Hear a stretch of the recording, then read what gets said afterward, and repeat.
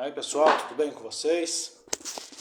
Eu sou Cristiano Rodrigues e estou aqui para a gente começar a estudar o livro do Apocalipse dessa vez.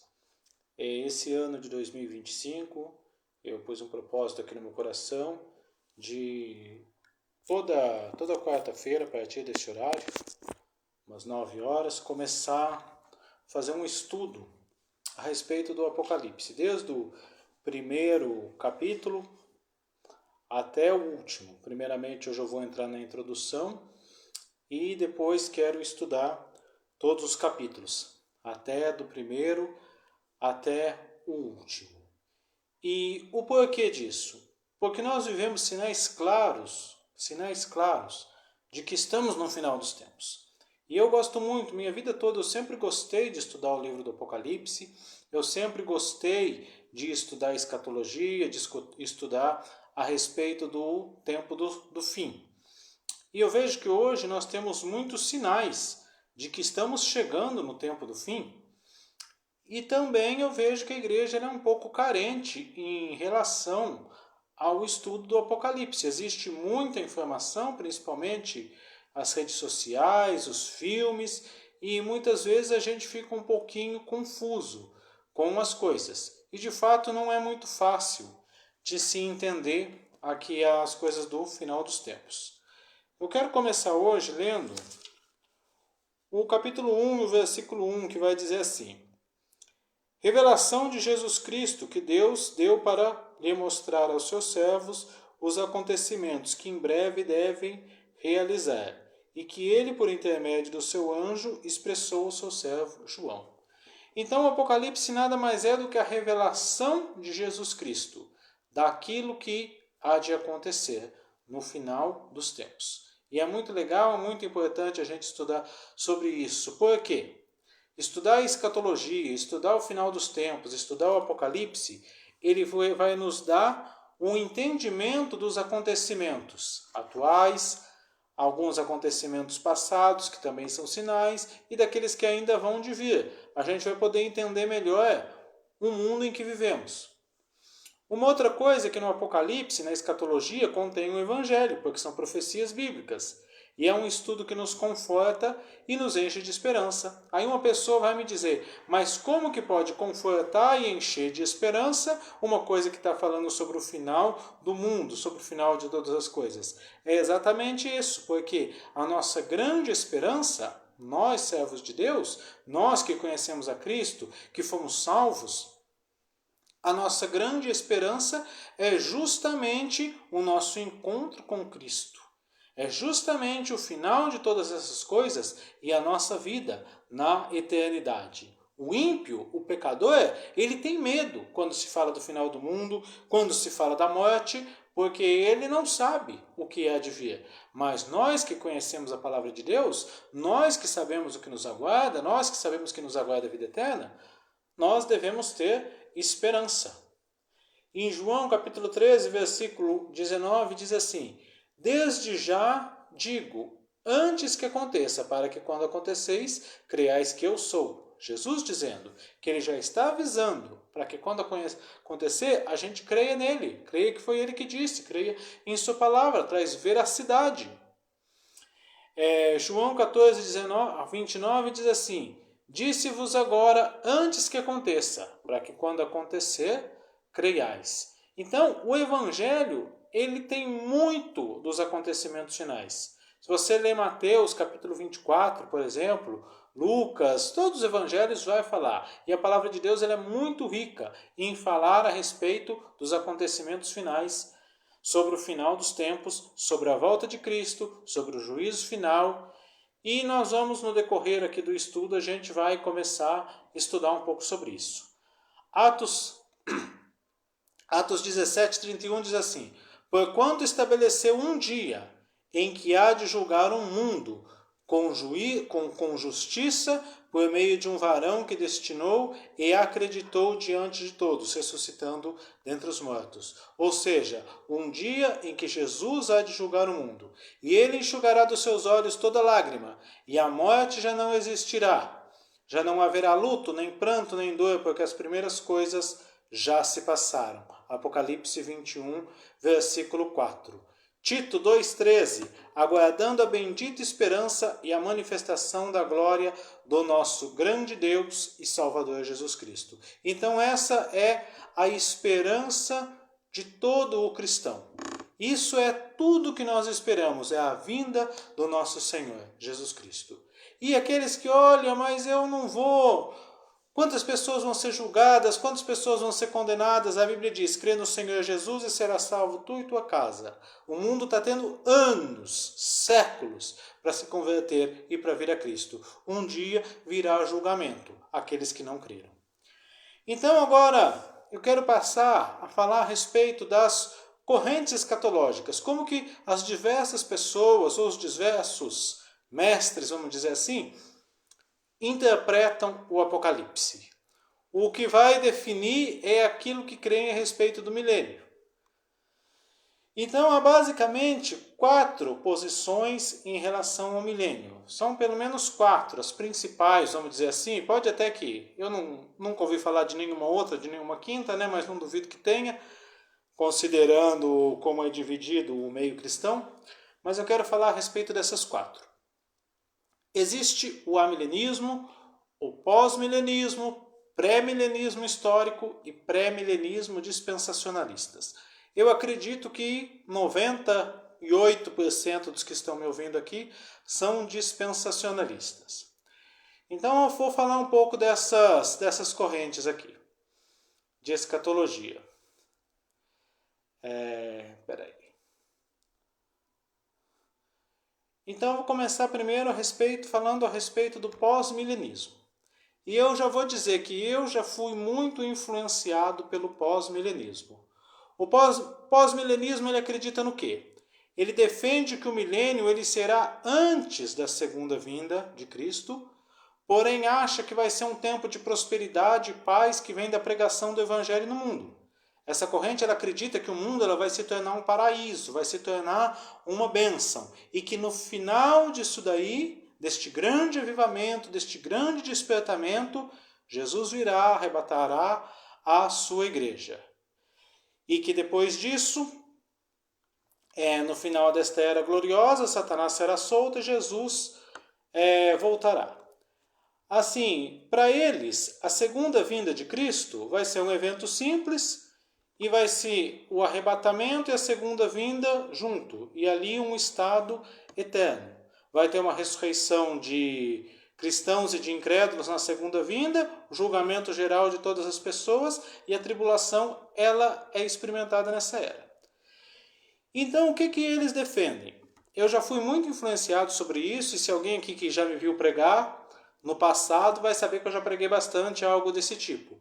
Que a igreja ela vai estabelecer o reino de Deus. Que os cristãos eles vão pregar o evangelho, eles vão expulsar os demônios, eles vão tomar os lugares aqui de posição, de juízes, de governos, e um tempo glorioso vai se estabelecer nessa terra, que seria aí o milênio. E depois deste tempo é que então Jesus virá. Eles creem que o milênio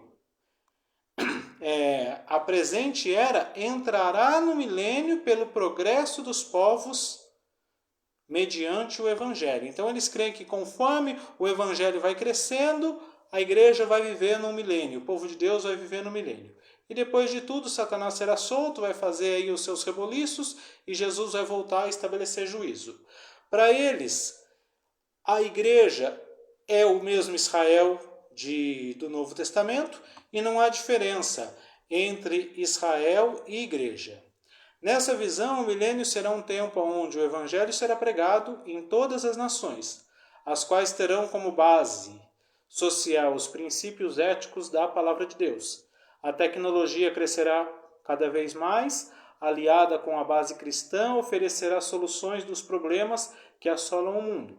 A natureza será totalmente restaurada, produzirá sua capacidade total e haverá abundância. E todos terão o que precisam. É uma visão muito otimista com relação à pregação do Evangelho, para o alcance de mudar vidas e de estabelecer o reino de Deus na terra.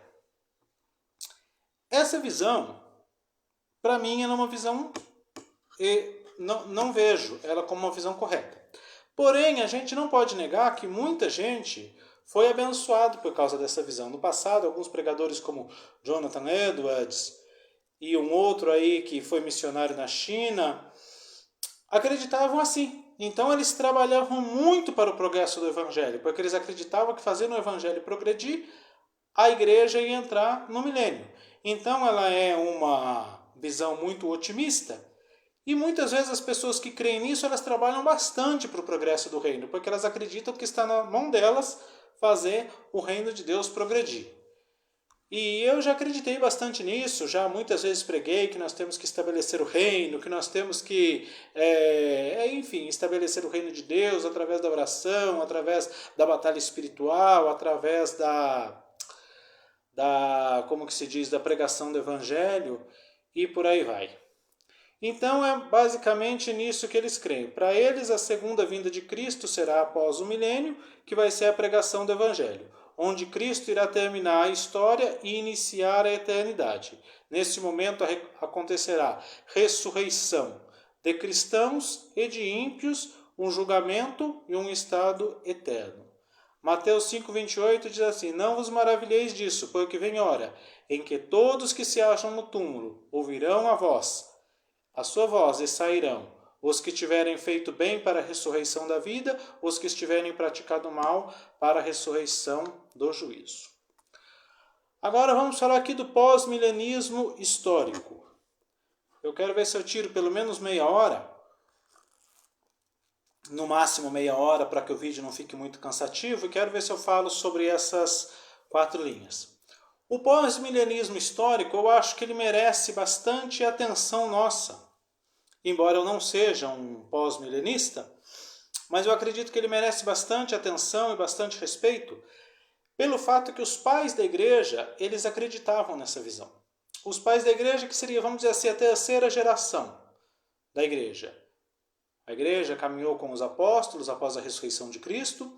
Depois dos apóstolos vieram os pais apostólicos, que foram aqueles homens que andaram junto com os apóstolos, que andou junto com Paulo, Pedro, João. E depois veio uma terceira geração de pregadores, de homens de Deus, que andaram junto com esses homens, que andaram junto com os apóstolos. E eles acreditavam nisso. A igreja primitiva, eles acreditavam no pós-milenismo histórico. Que ele interpreta o quê? O pré-milenismo histórico, não é pós-milenismo. Pré-milenismo. Ele interpreta o quê? Ele interpreta literalmente o texto de Apocalipse 21 a 10 e entende que o milênio será na segunda vinda de Jesus. E será um reino de 1000 anos sobre a terra, onde o Senhor regerá as nações com cetro de ferro, minimizará o mal existente e estabelecerá uma era de ouro reinando a partir de Jerusalém. Ao final do milênio, Satanás será solto e convencerá as nações a fazerem guerra contra Jerusalém, e descerá fogo do céu e consumirá as nações rebeldes. Então eles creem que exatamente do jeito que está lá vai acontecer, que Jesus vai reinar 1000 anos nessa terra,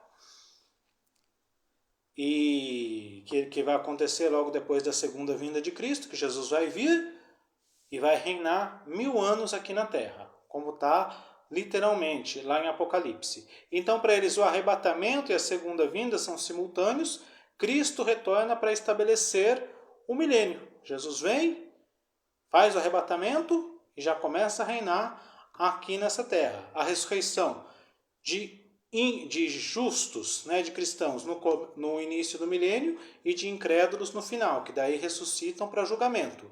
Então o julgamento vai ser na segunda vinda, vai ter um julgamento na segunda vinda, que vai ser o julgamento dos justos, e um julgamento no final do milênio, que vai ser o julgamento dos incrédulos. E a tribulação nós experimentamos aqui nessa era. Eles creem, então, para colocar os pingos nos is e os coetes no T aqui, para não ficar muito confuso.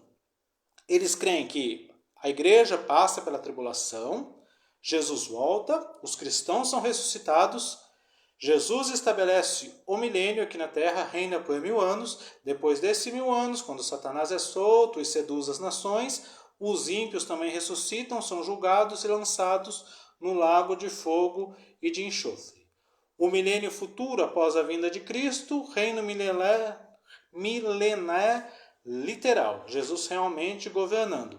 E eles consideram que a igreja é o Israel do Novo Testamento. Então, para eles não há diferença entre Israel e igreja, né? Não creem que a nação de Israel vai ser restaurada como Estado, mas sim que a igreja substituiu Israel.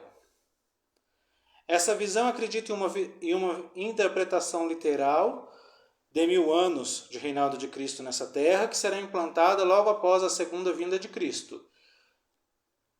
Pré-milenismo histórico foi a posição dominante dos pais da igreja, por acreditarem que estavam defendendo a ortodoxia cristã.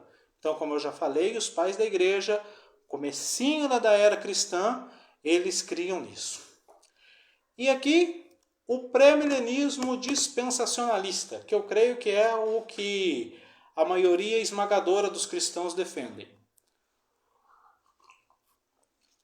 Primeiramente, porque a maioria das igrejas pentecostais, neopentecostais, renovadas, avivadas, defendem isso, a grande maioria delas, e porque a televisão, os filmes, as novelas defendem isso, pré-milenismo dispensacionalista. Se você assistiu a novela da Record, Apocalipse, você viu ali a interpretação dispensacionalista, e ela é muito conhecida. Um dos primeiros livros que eu li na minha vida, na minha conversão, foi O Plano Divino através das dispensações. Então, o dispensacionalismo, ele se parece muito com o pré-milenismo histórico, na expectativa do milênio futuro e literal. Eles também creem que Jesus vai reinar literalmente aqui nessa terra, no meio da humanidade, entre pessoas não regeneradas, ou sei lá se essas pessoas são regeneradas, eu acredito que não, porque vão ser seduzidas por Satanás, enfim, mas eles acreditam que Cristo vai reinar aqui nessa terra. Ele acredita no arrebatamento dos salvos, depois 7 anos de tribulação, o estabelecimento do milênio. No dispensacionalismo, há um tratamento diferente entre igreja e Israel. E no milênio, os dois grupos serão distinguidos. Então, o que eles ensinam? Que a igreja está andando, está caminhando, povo de Deus aqui, mundo lá, Israel do outro lado. Cristo vem, arrebata os salvos. No momento que Cristo arrebata os salvos, o anticristo entra em cena, faz o seu governo por 7 anos. Durante este tempo, Israel vai entender que o anticristo se revelar como anticristo, Israel vai entender a respeito de Jesus, vai acontecer o que diz o profeta Zacarias: e olharão aquele a quem traspassaram, e chorarão, lamentarão, e se voltarão para Cristo, e serão salvos, serão restaurados. E então haverá aí o tempo da tribulação, e aí Jesus volta novamente para fazer o julgamento aí dos ímpios, e entra o milênio. O dispensacionalismo defende que a igreja é uma espécie de parênteses na história. Na primeira vinda de Jesus, o evangelho foi oferecido aos judeus, mas como eles rejeitaram, Deus ofereceu aos gentios e formou a igreja. Porém, no fim, ele voltará para tratar com Israel. Uma das características principais do pré-milenismo histórico ou dispensacionalismo é a interpretação literal das passagens do Antigo Testamento sobre a restauração de Israel e também do livro de Apocalipse, né? Uma das características principais do dispensacionalismo é que eles interpretam de maneira literal que Deus vai restaurar o Estado de Israel. Israel como Estado. Israel é a menina dos olhos de Deus. Você vai ver muito dispensacionalista com bandeira de Israel aí e tudo mais porque creem nisso. Então, um resumo aqui do dispensacionalismo. A segunda vinda é feita em 2 partes. Cristo retorna para buscar a igreja e para estabelecer um milênio após 7 anos de tribulação. Então, Jesus retorna, salva a igreja, arrebata a igreja, 7 anos de tribulação, aí Jesus volta. São 3 ressurreições: crentes na segunda vinda, judeus depois de 7 anos e incrédulos no final do milênio. E o julgamento na segunda vinda, depois da tribulação e depois do milênio. Então, 3 julgamentos também, e a tribulação é depois que a igreja é arrebatada. O milênio futuro, após a segunda vinda de Jesus. Jesus vai reinar literalmente sobre a terra, segundo eles.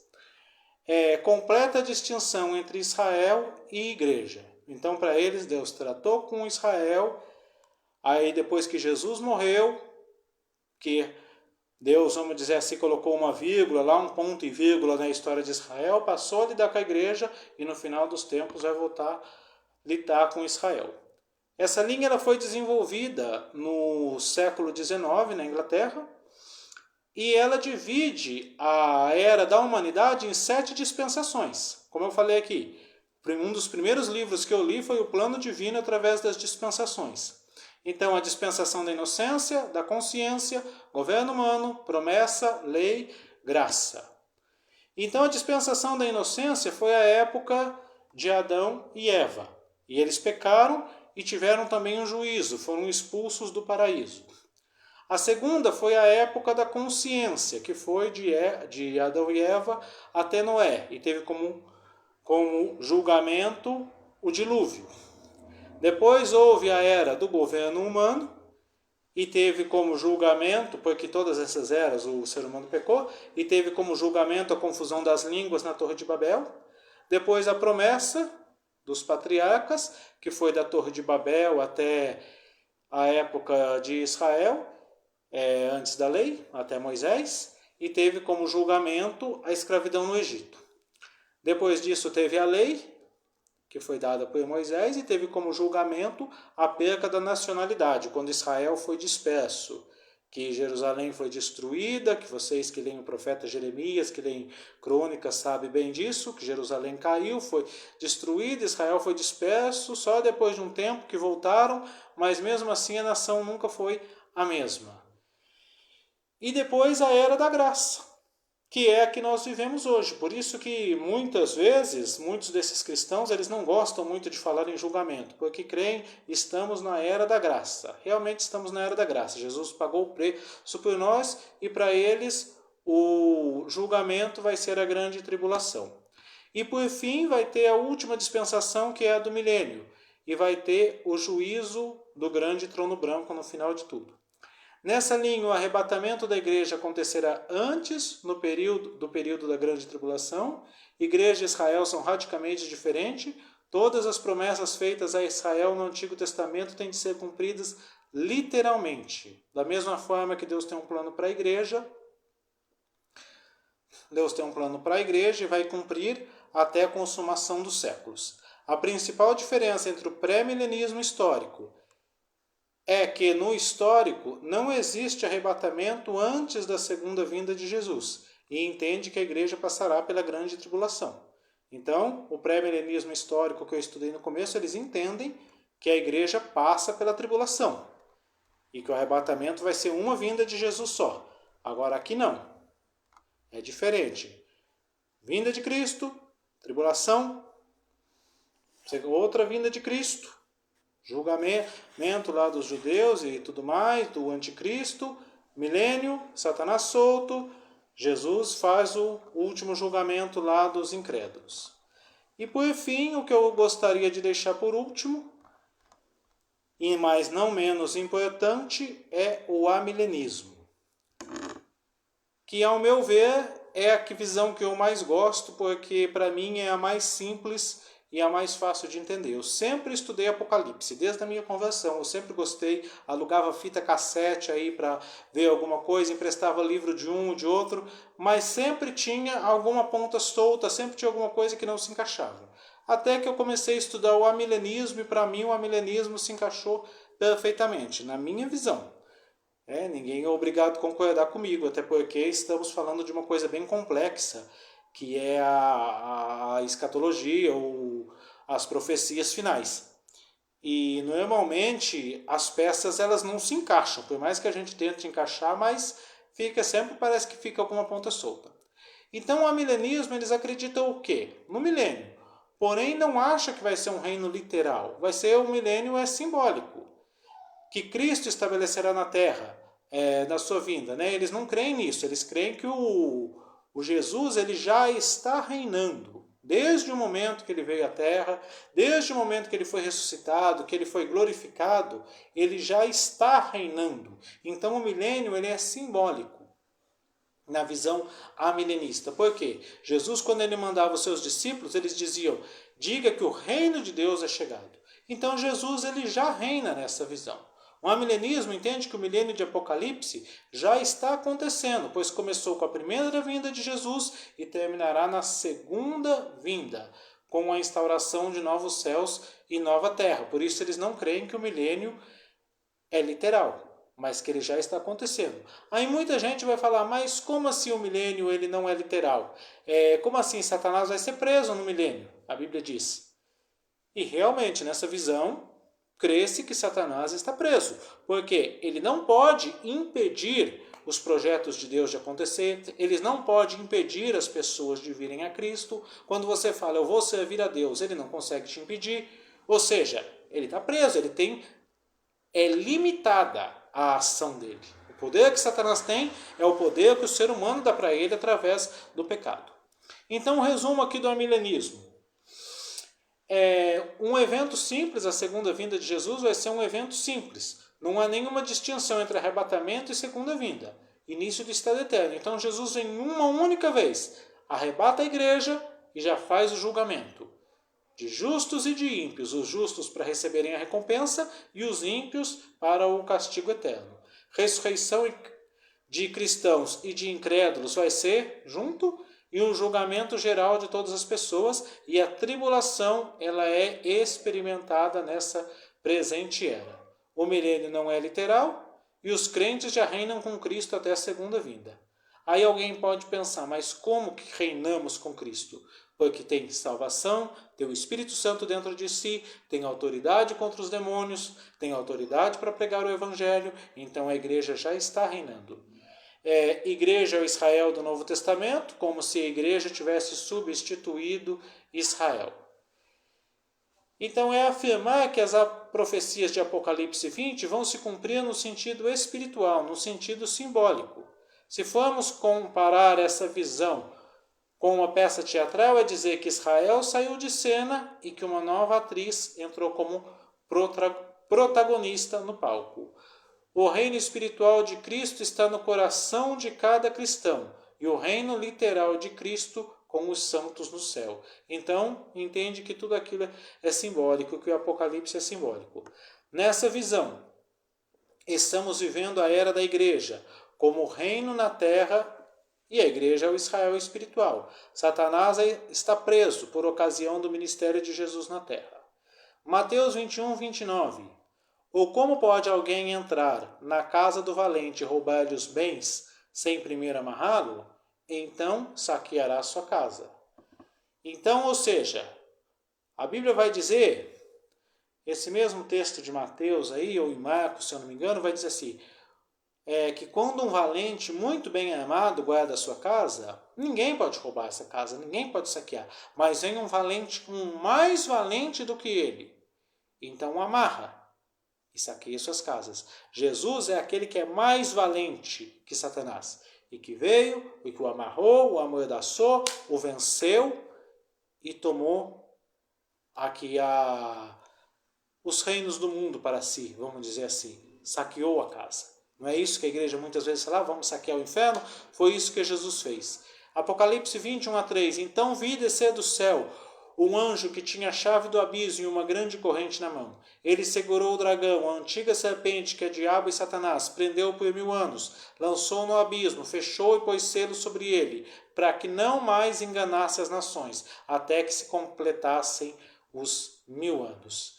Então é isso. Nessa visão, Jesus veio, venceu Satanás e hoje a sua ação é limitada. Ele não pode impedir o avanço do Evangelho, ele não pode impedir os propósitos de Deus, ele não pode, aliás, o propósito de Deus ele nunca pôde, ele não pode impedir as pessoas de vir a Cristo. O homem pode ouvir o Evangelho, aceitar a verdade de Cristo e nada pode parar as boas novas. A segunda vinda de Jesus será um evento único, no qual ocorrerá a ressurreição de cristãos e ímpios, e o julgamento final e o início do estado eterno. Essa é a visão amilenista, que não crê num milênio literal, mas sim crê que o milênio ele é simbólico.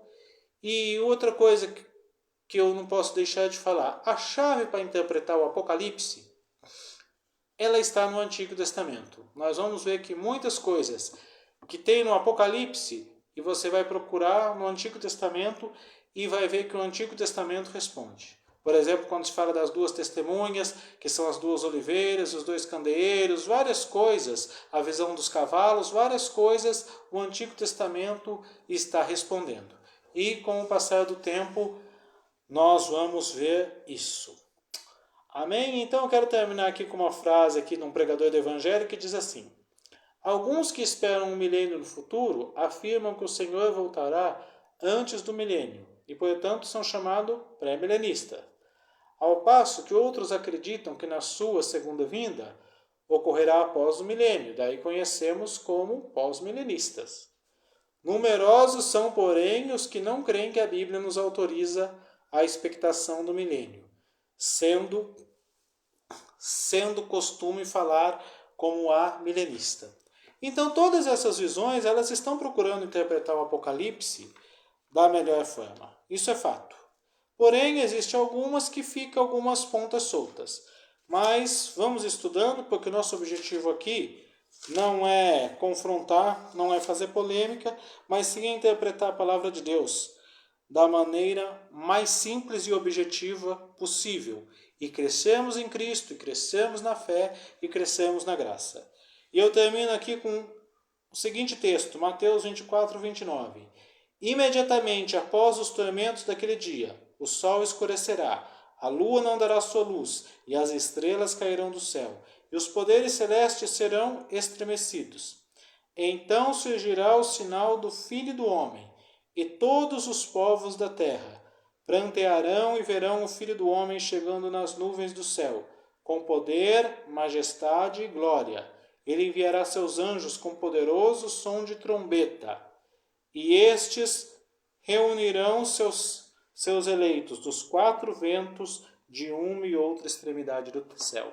Então a nossa grande esperança é isso, que depois de toda a tribulação, depois de toda esse mundo aqui corrompido, de tudo que está acontecendo, Cristo venha em glória e Ele reúna os seus eleitos para grande festa no céu com Ele e exista aqui o estado eterno. A nossa grande esperança é encontrar com Cristo.